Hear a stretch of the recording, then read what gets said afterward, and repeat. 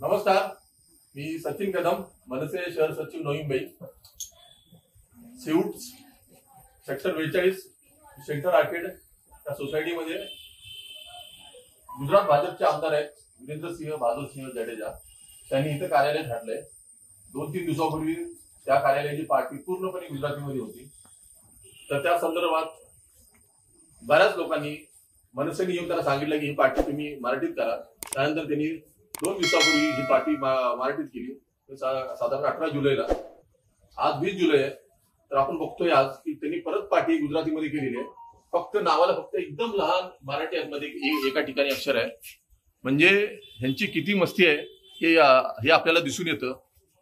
हा आमचा स्पष्ट आरोप आहे की हा आमदाराचा हा जाणून बुजून इथल्या मराठी माणसांना डिवचण्याचा प्रयत्न आहे. त्यांनी मराठी माणसाचा मराठी भाषेचा अपमान तर केलेला आहे, पण ते सामाजिक तेढ निर्माण व्हावी हा त्याचा हेतू आहे. पण यांनी लक्षात ठेवावं, आम्ही छत्रपती शिवाजी महाराजांचे मावळे आहोत. छत्रपती शिवाजी महाराजांनी आम्हाला गनिमी काळ शिकवलेला आहे. आम्हाला कसं लढायचं हे आम्हाला माहित आहे. यांची अपेक्षा असेल की मनसेने इथं तोडफोड करावी आणि आमच्यावर गुन्हे दाखल होतील. आम्ही आता तसं काही करणार नाही आहोत.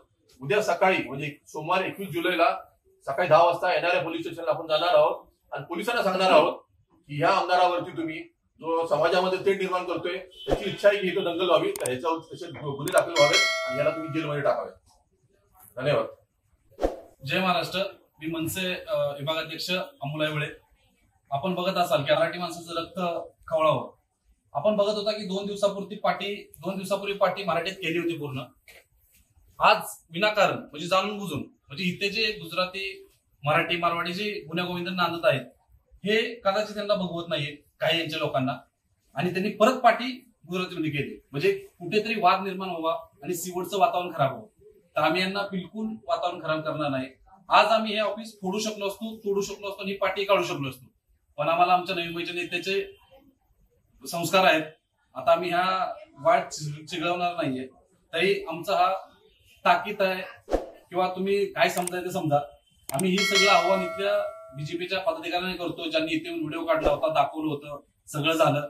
त्यांनाही आमचं आव्हान आहे. इथल्या सिवूटकर मराठी लोकांनाही आव्हान आहे की त्यांनी उद्या पोलीस स्टेशनला ज्यावेळेस आपण पत्र देऊ तेव्हा सर्वांनी जमावं आणि ह्यांच्या सर्वांचं जे डाव आहे की इथं सिवूटचं वातावरण खराब करावं हा सगळा उधळून टाकावा.